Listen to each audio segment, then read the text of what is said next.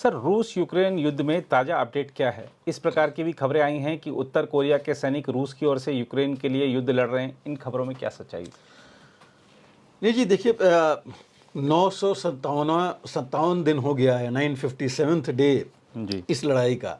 जी, और अभी भी देखिए अ, एक चीज़ सिर्फ आई थी कि कर्स्क रीजन में यूक्रेन बढ़ गया था रूस में। अब उसकी कोई बात नहीं हो रही है, जी, क्योंकि वो कुछ नहीं कर पा रहा है, खुद गिर चुका है और उसका सब कुछ वहाँ जा रहा है। हाँ, यूक्रेन ने ज़रूर किया है कि उसने क्रीमिया में एक रूस का ऑयल डिपो था जी, जहां पर उसने मिसाइल दागा है और वहां पर काफ़ी जी, नुकसान हुआ है जी, इन मिसाइल्स के साथ।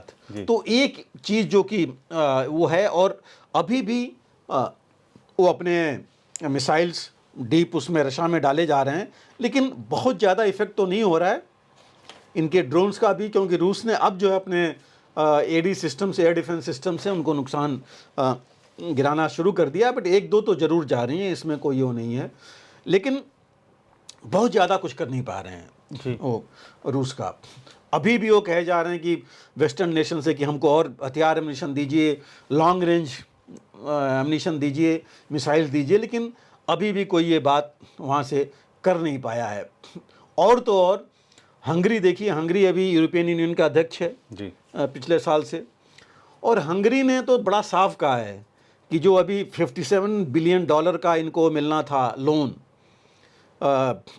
यूक्रेन को, उन्होंने बोला कि अभी ये रोक देना चाहिए जब तक कि अमेरिका के इलेक्शंस नहीं हो जाएं। जी, क्योंकि वो कह रहे हैं कि पता नहीं कि कौन आएगा, और उनको हंगरी तो चाहता है, बोल चुका है कि ट्रंप आएंगे। जी, उनको पता है कि ट्रंप तो आते ही हफ्ते 10 दिन में ये बंद करा देंगे, जी, इतना वेस्टेज नहीं कराएंगे जी, अमेरिका का।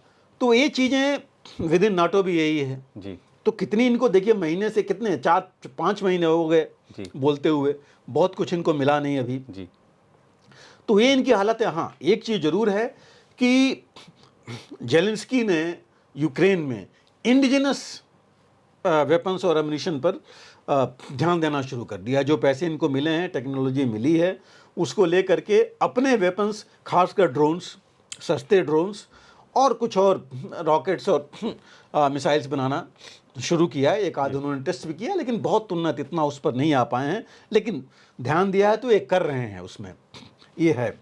जहाँ तक देखिए रूस का सवाल है, रूस ने 3 दिन पहले, आपको याद होगा, देखिए हाइपरसोनिक मिसाइल्स उन्होंने कीव पर मारी हैं। जी, जहाँ कुछ करते हैं जेलेंस्की, उसका जवाब 10 गुना ज़्यादा पावर से पुतिन देते हैं, जी, और बहुत नुकसान हुआ है कीव पर जी, इसके हिसाब से। उन्होंने इसके साथ ही एक KH-47M करके किंजल मिसाइल है, जो कि न्यूक्लियर कैपेबल मिसाइल है, और जिसको पुतिन ने खुद बोला था कि ये जो है नेक्स्ट जनरेशन मिसाइल है, मतलब बहुत ही डेडली घातक मिसाइल है। उसको भी इन्होंने इस्तेमाल किया है जी, इनके कीव से करीब 270 किलोमीटर दूर एक एयरफील्ड पर, और कहा जा रहा है कि वो एयरबेस शायद F-16 का एयरबेस होता या है। जी, तो वो तो यहाँ तक जा रहे हैं इसमें। तो ये जो डोनबास रीजन में वो आगे बढ़ते ही जा रहे हैं। खार्किव में और खेरसॉन में उन्होंने बिल्कुल फायर करते जा रहे हैं, बहुत ज़्यादा डैमेज हो रहा है। जी, टॉरस एक उनकी सिटी है जहाँ इन्होंने कुवैत ने बोला है, यूक्रेन ने बोला है कि उनकी सेना रूस की पहुँच गई है अंदर। जी, तो ये तो अपना बढ़ते ही जा रहे हैं आगे, और बहुत ज़्यादा जैसे नाटो कहता था कि ये नुकसान हो गया इतना ज़्यादा रूस का, ये अपना कुछ बोल नहीं रहे हैं, खुद ग्राउंड पर करते जा रहे हैं कि वो बाद में ही पता लगेगा। जी, अब जो है आप देखिए, नाटो से या वेस्टर्न मीडिया से भी बहुत ज़्यादा कुछ इन्फॉर्मेशन नहीं आ रही है यूक्रेन की, जी, क्योंकि हो नहीं रहा है कुछ, जी, और नुकसान हो रहा है तो उसकी वो कहाँ से रिपोर्टिंग करें। जी, तो ये हालत वहाँ पर हो गई है उस जगह की। इस्कंदर बैलिस्टिक मिसाइल फायर किए जा रहे हैं। तो ये जो है जहाँ तक इनका है, ये अपना पूरी की पूरी ताकत अपने जैसे पिन पॉइंट एक तरीके से है, ये सोच करके कि क्या डैमेज करना चाहते हैं वो पुतिन कर रहे हैं। जी, ये तो है जहाँ तक यूक्रेन का है। अभी देखिए, जैसे मैंने कहा हंगरी की सोच, पोलैंड भी यही है। जी, हंगरी तो साफ कह रहा है कि यूक्रेन जो है कोई मुकाबला कर ही नहीं सकता रूस का, और हंगरी का ये कहना है कि ये बैठ के बातचीत करना चाहिए रोकने के लिए। जी, पोलैंड देखिए शांत है, क्योंकि उसका बहुत नुकसान हो रहा है इनकी वजह से, यूक्रेनियंस की वजह से। अभी न्यूज़ जो आ रही है वेस्टर्न मीडिया में, वो कहती है कि इंग्लैंड, जर्मनी, फ्रांस, जो बाकी जगह हैं वहाँ पर पुतिन बहुत कुछ कर सकते हैं, जी ब्लास्ट करा सकते हैं। 1-2 ब्लास्ट हुए थे, देखिए कई मॉल में, कई जगह पर, और उसमें ISIS और अलकायदा का भी इस्तेमाल हो सकता है। जी तो अब जो है एक तरह से देखा जाए एक डर बैठ गया है नाटो में और यूरोपियन कंट्रीज में जी कि पुतिन, अगर हम उनके अंदर एक किए तो वो जो है ये 3rd और 4th डायमेंशन वॉरफेयर लेकर के वहाँ आ सकते हैं इन देशों में। जी तो ये एक चीज़ उनके अंदर बैठ गई है, और इनको वो तो यहाँ तक कहा जा रहा है कि हिजबुल्लाह तक का इस्तेमाल करेंगे इनके यहाँ इन देशों में। जी तो और ये देश ये चाहते नहीं हैं।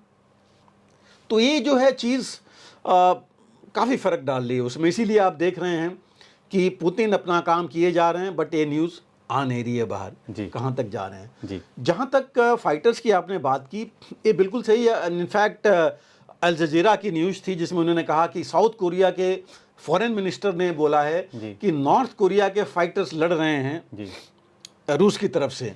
उनका ये भी कहना था कि नॉर्थ कोरिया की मिसाइल से 6 इनके ऑफिसर्स नॉर्थ कोरिया के जो लड़ रहे थे रूस में, वो मारे गए हैं। जी इसकी पुष्टि तो नहीं हो पाई है, लेकिन चूंकि अगर वहाँ से आया है तो हो भी सकता है। उन्होंने कहा कि लाइकली फाइटिंग। और ये देखिए, जब पुतिन खुद गए थे वहाँ जी तो उन्होंने कॉम्प्रिहेंसिव सिक्योरिटी पैक्ट किया था उनके साथ, जी। Defence pact.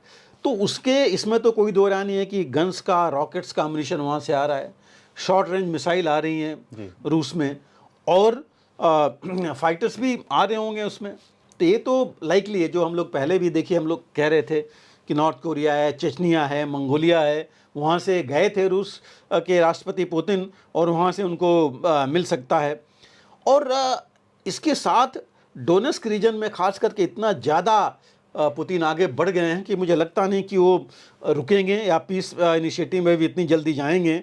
और देखिए, अभी इनफैक्ट जहाँ तक नॉर्थ कोरिया का सवाल है, इसी साल मार्च में यूएन सिक्योरिटी काउंसिल में एक प्रपोजल आया था जी।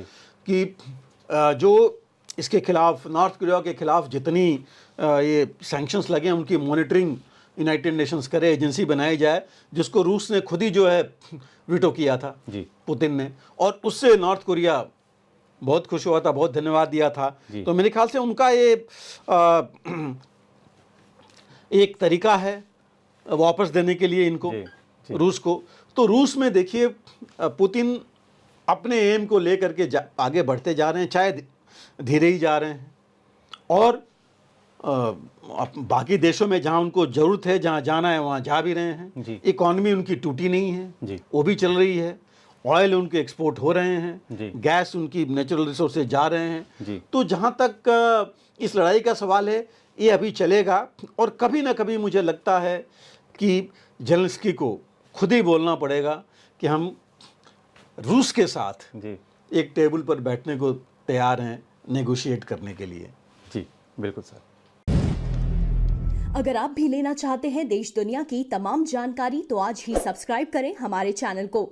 साथ ही नीचे दिए बेल आइकन को जरूर दबाएं ताकि हर अपडेट आप तक पहुंच सके।